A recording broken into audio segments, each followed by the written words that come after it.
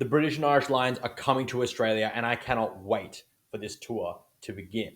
There's a lot of rugby to be played before the teams are selected, and before there are a lot of things that can go well, and then some things that can go wrong for both sides, both here in Australia and up north. But before this even gets anywhere near underway, we have to answer a couple of crucial questions.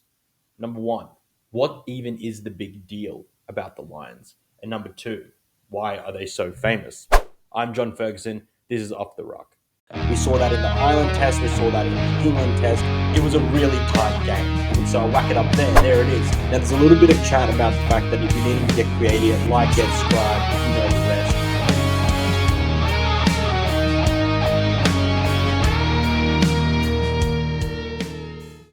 So this video is all about arming you if you've got friends who are peripheral rugby lovers or don't really understand the history behind the Lions or just are thinking like, what's the big idea? I'm hoping to arm you guys with some things and some knowledge that you guys can say to them and to try to get them up. And I think that you'll find that throughout this video, there will be a few things that you watch yourself and think any sports player, any sports individual, any sports lover can really get behind this tour and be able to find one way or another to enjoy it, because it is a great piece of rugby, and it is a showpiece of the rugby calendar.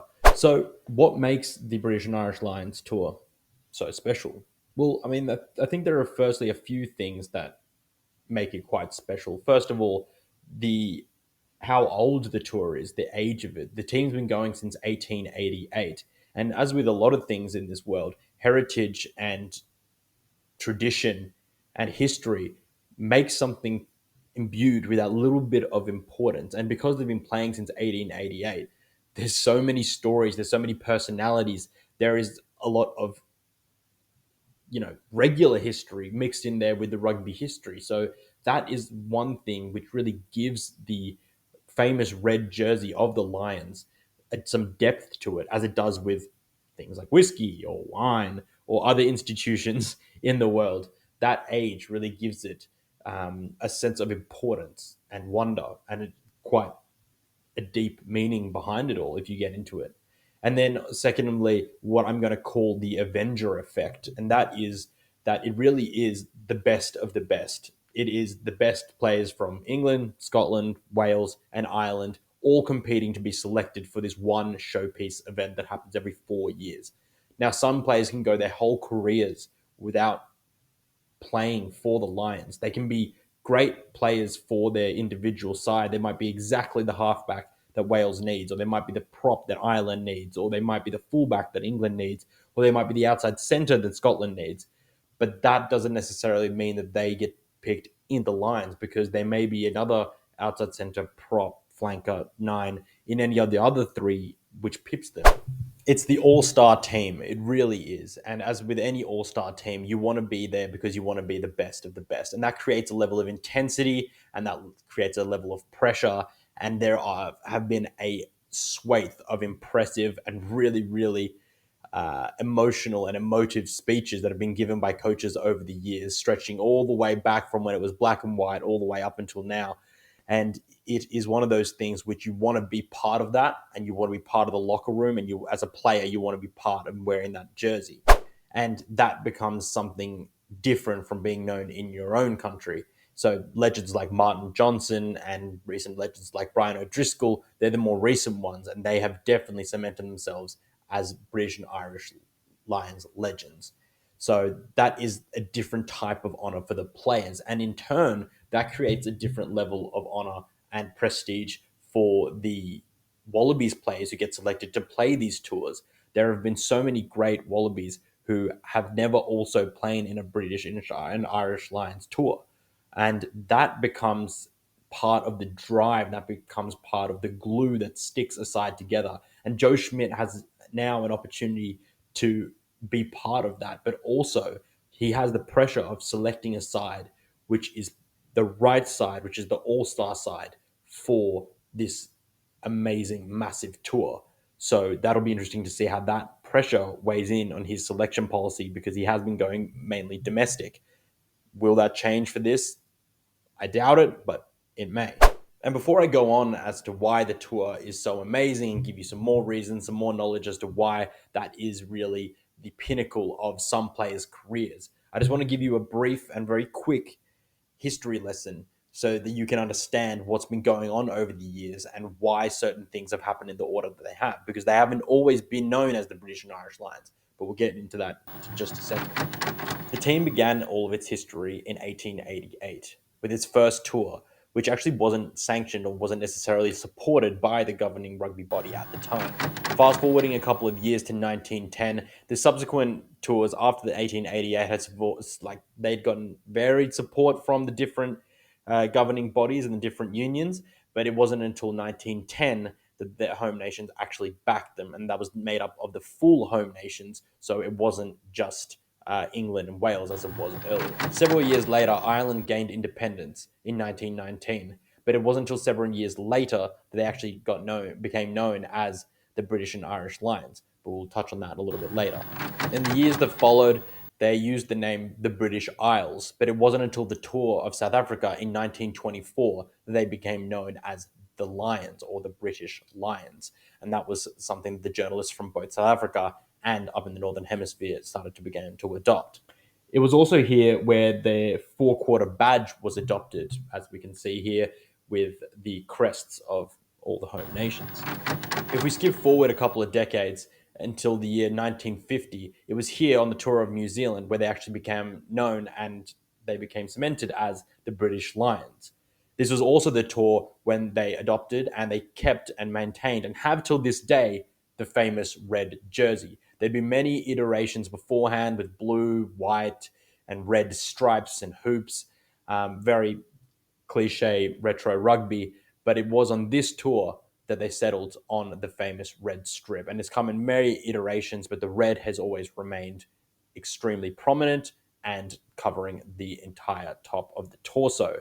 And so this was actually happened because of a retrospective reason, because in 1930 on their tour of New Zealand, they had a clash with New Zealand about kit, because in rugby traditionally, the home side, if there is a clash of kit, has to change and wear an alternate kit. And so that as a courtesy to the visiting side, they get to wear their home color.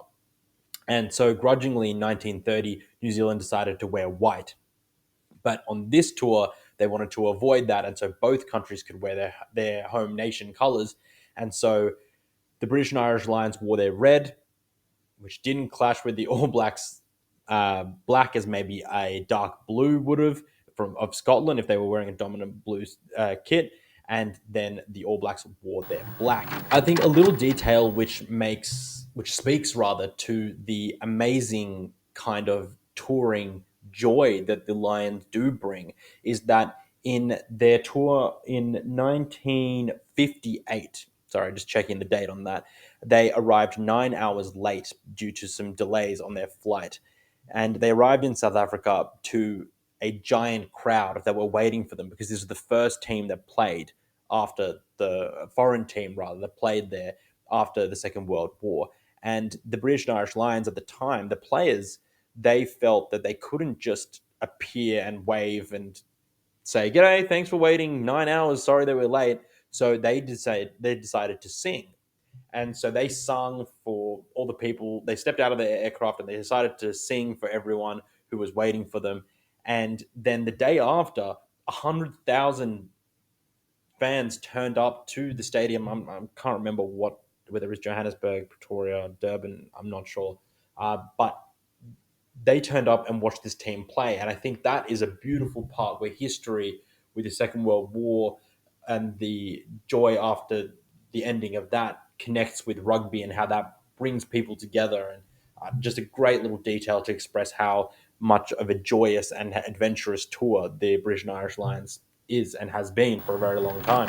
And then in the 1970s, some truly all-time legends of the Lions jerseys were born. Gerald Davies, Barry Johns, JPR Williams, Willie McBride. These players all lit up their individual tours when they won there. Some of them played together, some of them did not, but these legends were born. I think this was really when the Lions began to gain some major momentum as an exciting, as a passionate, and as a great rugby team. And this was truly part of what happened in their subsequent tours.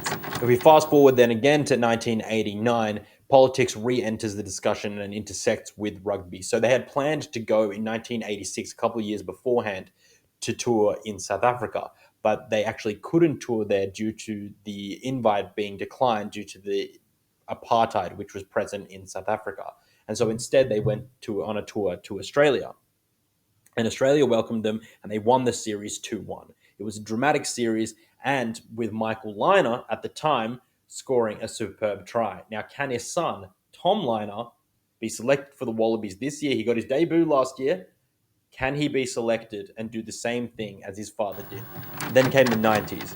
1993 was the last tour of the amateur era. And then came the tour in 1997 in South Africa, which was their first professional era tour. And that was led by English legend and World Cup winning legend Martin Johnson. Now, South Africa were the World Cup at the time in 1997, but the Lions got the win, 2-1.